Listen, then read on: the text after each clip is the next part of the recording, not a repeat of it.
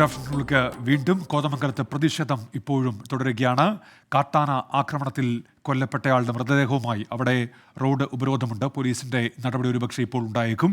അവിടെ നിന്ന് ശ്രീകാന്തുമൊപ്പം രാഹുൽ വിജയനും വിവരങ്ങളുമായി ചേരുന്നുണ്ട്. രാഹുൽ വിജയനിലേക്ക് പോവുകയാണ് നമ്മൾ. രാഹുൽ, ഇന്ന് രാവിലെയാണല്ലോ ഇത്തരത്തിൽ കാട്ടാന ആക്രമണം ഉണ്ടാകുന്നത്. അത് കാട്ടാന ആക്രമണം അങ്ങനെ സ്ഥിരമായി ഉണ്ടാകുന്നൊരു മേഖലയാണോ? എന്തൊക്കെയാണ് വിവരങ്ങൾ രാഹുൽ?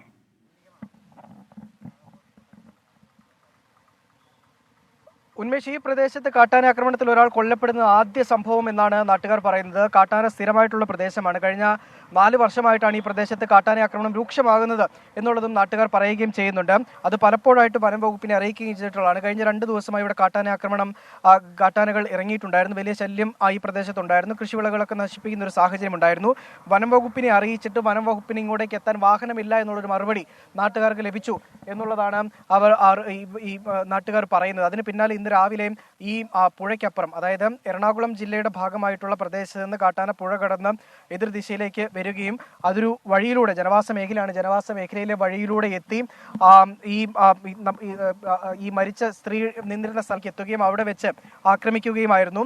കൂടെ ഒരു വയോധിക കൂടി ഉണ്ടായിരുന്നു. അവർ തലനാരിഴയ്ക്കാണ് രക്ഷപ്പെട്ടത് എന്നുള്ളത് എടുത്തു പറയേണ്ട ഒരു കാര്യം കൂടിയാണ്. പലതവണ അറിയിച്ചിട്ടും ഇതുവരെ ഏറ്റവും പ്രധാനപ്പെട്ട കാര്യം, ഈ നിമിഷം വരെ ഈ കാട്ടാനാക്രമണം ഉണ്ടായിട്ട് വനം വകുപ്പിന്റെ ഒരു ഉദ്യോഗസ്ഥനോ ഏതെങ്കിലും ഒരു ജീവനക്കാരനോ ആ പ്രദേശത്ത് എത്തിയതായിട്ട് നാട്ടുകാർക്ക് അറിയത്തില്ല. നമ്മൾ ഇത്രയും നേരം ഇവിടെ ഉണ്ടായിരുന്നു, നമ്മളും കാണുകയും ചെയ്തിട്ടില്ല. ആന പോയോ അല്ലെങ്കിൽ ആനയെ തുരത്താൻ എന്തെങ്കിലും നടപടി സ്വീകരിക്കണോ എന്ന് പോലും അറിയത്തില്ല. നമ്മൾ ഈ ഫോറസ്റ്റ് റേഞ്ച് ഓഫീസിന് മുമ്പിലാണ്, നേരിയമംഗലം ഫോറസ്റ്റ് റേഞ്ച് ഓഫീസിന് മുമ്പിലാണ് നിൽക്കുന്നത്. ഇവിടെയും ഉദ്യോഗസ്ഥരെ ആരെയും തന്നെ കാണാനുമില്ല. ഇപ്പം ഈ അടിമാലി പഞ്ചായത്ത് പ്രസിഡന്റ് നമ്മളോടൊപ്പം ചേരുന്നുണ്ട്. ഇതിപ്പം ഒരാളുടെ ജീവൻ പോകുന്ന ഒരു സാഹചര്യത്തിലേക്ക് വന്നിരിക്കുകയാണ്. എന്താണ് ഈ കാട്ടാനാക്രമണം ഇവിടെ സ്ഥിരമായിട്ടുള്ളൊരു കാര്യം കൂടി? കാട്ടാനാക്രമണം തുടർച്ചയായിട്ടും ഈ വനമേഖലയിൽ ഉണ്ടായിട്ടുണ്ട്. അപ്പോൾ ഇതുമായി ബന്ധപ്പെട്ട് ഫോറസ്റ്റ് അധികാരികളോ ഇതിനുള്ള നടപടി ഇതുവരെ യാതൊരു സ്വീകരിച്ചിട്ടില്ല. ഞങ്ങളിപ്പോൾ സ്ഥലം സന്ദർശിച്ചു. ആളുകളുമായി, പരിസരവാസികളുമായിട്ട് ഞങ്ങൾ സംസാരിച്ച് പോയി. ഫോറസ്റ്റ് അധികാരി വന്നിട്ടില്ല. ചെമ്പൻകുഴി ഭാഗത്ത് നിന്ന് ആനയെ അവിടുത്തെ ഫോറസ്റ്റുകാർ ഓടിച്ച് ഇപ്പുറം കരയിലേക്ക് എത്തിച്ചതാണെന്നാണ് അറിയാൻ സാധിച്ചത്. എങ്കിൽ കൂടിയും ഈ ഫോറസ്റ്റ് അധികാരികൾ ഇതുമായിട്ട് ബന്ധപ്പെട്ട് അവരെ ഓടിക്കാനുള്ള സാഹചര്യങ്ങളൊന്നും ഉണ്ടായിട്ടില്ല. തുടർന്നും ഇങ്ങനെയുള്ള പ്രവർത്തനങ്ങൾ നടന്നു കഴിഞ്ഞിട്ടുണ്ടെങ്കിൽ നമ്മൾ അടിമാലി ഗ്രാമപഞ്ചായത്തിൽ നേതൃത്വ ഭരണസമിതി ഒറ്റക്കെട്ടായി നിന്നുകൊണ്ട് പ്രക്ഷോഭങ്ങൾ സ്വീകരിക്കുകയും ഗവൺമെൻറ് ഇതിനുള്ള മേൽ നടപടി സ്വീകരിക്കേണ്ടതുമാണെന്നാണ് പഞ്ചായത്ത്. ഈ പ്രദേശത്ത് കാട്ടാനാക്രമണം കുറേ നാളുകളായിട്ടുള്ളതാണ്. ഇന്ന് പലതവണ ഫോറസ്റ്റിനെ വിളിച്ച് ഈ ആന ഇവിടെ വന്നിട്ടുണ്ടെന്ന് പറയുകയും ചെയ്തു. പക്ഷെ അപ്പോഴും ഈ നിമിഷം വരെ വനം വകുപ്പിന്റെ ഉദ്യോഗസ്ഥരാരും തന്നെ ആന പോയെന്ന് നോക്കാൻ പോലും കൂടെ എത്തിയിട്ടുണ്ട്. ഈ വനം വകുപ്പിന്റെ ഉദ്യോഗസ്ഥരുടെ നിരുത്തരവാദപരമായ സമീപനങ്ങളാണ് ഈ പ്രദേശത്ത് കാട്ടാനയുടെയും മറ്റു വന്യമൃഗങ്ങളുടെയും നിരന്തര ശല്യത്തിന് കാരണമാകുന്നത്. ഒരു റെസ്പോൺസിബിലിറ്റിയും ഇല്ലാത്ത വിധത്തിൽ വന്യജീവി സംരക്ഷണവുമായി ബന്ധപ്പെട്ട് കേന്ദ്ര ഗവൺമെൻറ് അടക്കം നൽകുന്ന ഫണ്ടുകൾ രേഖകളിലൂടെ എഴുതി മാറുക എന്നല്ലാതെ വൈൽഡ് ലൈഫ് പ്ലാൻ കൃത്യമായി നടപ്പാക്കുന്നതിനുള്ള ഒരു പദ്ധതിയും ഇവിടെ കൃത്യമായി നടക്കുന്നില്ല. വന്യജീവികളെ വനത്തിനകത്ത് നിർത്താൻ വേണ്ടിയിട്ടുള്ള പദ്ധതികളാണ് ഗവൺമെൻറ് ആവിഷ്കരിക്കേണ്ടത്.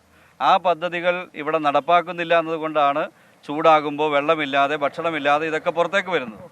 ഇതിൽ ഏറ്റവും പ്രധാനപ്പെട്ട കാര്യം, വനം വകുപ്പിന്റെ ഭാഗത്ത് നിന്ന് അവർ ഒരു വിശദീകരണമല്ല, അവർ നമ്മൾ വിളിച്ച് ചോദിച്ചപ്പോൾ അവർ പറയുന്നത് ഈ ചെമ്പൻകുഴി ഭാഗത്ത്, അതായത് ഈ സംഭവം ഉണ്ടായ സ്ഥലത്ത് നിന്ന് എതിർദിശയിലുള്ള പുഴ കടന്ന് അതിൻ്റെ എതിർദിശയിലുള്ള ഭാഗത്ത് കാട്ടാന രാവിലെ ഉണ്ടായിരുന്നു. അവിടെ നിന്ന് ആനയെ ഓടിച്ചു വിട്ടതാണ്. പക്ഷേ അത് ഈ ജനവാസ മേഖലയിലേക്ക് എത്തുമെന്ന് കരുതിയിരുന്നില്ല എന്നുള്ളതാണ് വനം വകുപ്പ് ഉദ്യോഗസ്ഥർ പറയുന്നത്. പക്ഷേ അപ്പോഴും പ്രധാനപ്പെട്ട ഒരു കാര്യമുണ്ട്. ഈ 2 ദിവസമായിട്ട് ഈ മേഖല നമ്മൾ ഇടയ്ക്കിടയ്ക്ക് വാർത്ത കൊടുത്തിട്ടുള്ളതാണ്.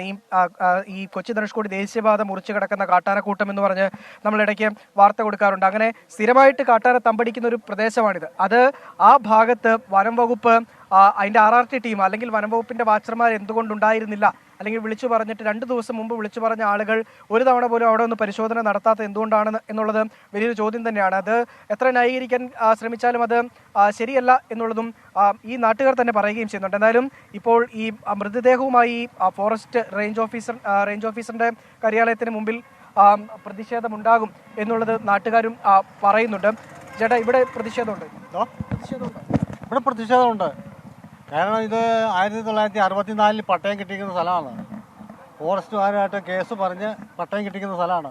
ഇവിടെ ജീവിക്കുന്ന ആൾക്കാർക്ക് ഇപ്പോൾ ഇവിടെ ജീവിക്കാൻ പറ്റാത്തൊരു അവസ്ഥയായിട്ടുണ്ട്. കൃഷി ചെയ്യാൻ പാടില്ല, കൃഷി ചെയ്താൽ കിട്ടില്ല. മൃഗങ്ങളെ കൊണ്ട് ഒരു രക്ഷയില്ല. ഫോറസ്റ്റുകാർക്ക് യാതൊരു ഉത്തരവാദിത്വമില്ല. അവർക്ക് ഇവിടെ ഓഫീസിൽ ഇരുന്ന് ശമ്പളം മേടിക്കുക, വട്ടച്ചിലുള്ള കാശ് പുറമെ എന്തെങ്കിലും ചെയ്യുക, കച്ചവടമായി അതായത് ഇങ്ങനെ കച്ചവടം ചെയ്താൽ അവർക്കൊക്കെ നടക്കുക. ഇപ്പം എന്തെങ്കിലും ഒരു സർക്കാർ ആനുകൂല്യം ചെയ്യാന്ന് വെച്ചാൽ ഇപ്പോൾ അതിനും ഒരാൾ തടസ്സം നിൽക്കുന്നത്. എന്തായാലും വലിയ പ്രതിഷേധം നാട്ടുകാരുടെ ഭാഗത്തു നിന്നുമുണ്ട്. മൃതദേഹവുമായി ഈ ഫോറസ്റ്റ് റേഞ്ച് ഓഫീസിന് മുൻപിലും പ്രതിഷേധം ഉണ്ടാകുമെന്ന് നാട്ടുകാർ അറിയിച്ചിട്ടുണ്ട്. എന്നാലും 2:30-ക്ക് നാട്ടുകാരെല്ലാവരും കൂടെ ഇവിടെ ഒത്തുകൂടും. അതിനുശേഷം പ്രതിഷേധ പരിപാടികൾ എങ്ങനെ വേണം എന്നുള്ളതാണ് ആലോചിക്കുന്നത്. നിലവിൽ കോതമംഗലത്ത് വലിയ തരത്തിലുള്ള പ്രതിഷേധം നടക്കുന്നു. മൃതദേഹം ഇൻക്വസ്റ്റ് നടപടികൾ പോലും പൂർത്തിയാക്കാൻ പോലീസിന് കഴിഞ്ഞിട്ടില്ല. ആ കാര്യങ്ങൾ പൂർത്തിയാക്കി പോസ്റ്റ്മോർട്ടം കഴിഞ്ഞതിന് ശേഷം മാത്രമായിരിക്കും ഇങ്ങോട്ടേക്ക് എന്തായാലും മൃതദേഹം കൊണ്ടുവരിക. എന്തായാലും ഈ നേര്യമംഗലത്തും വലിയ പ്രതിഷേധമുണ്ട്. നിലവിൽ ഈ ഉച്ചയ്ക്ക് ശേഷം നേര്യമംഗലത്തെ കടകളൊക്കെ അടച്ചുകൊണ്ട് വ്യാപാരികളും ഈ പ്രതിഷേധത്തിനൊപ്പം ചേരുകയാണ്.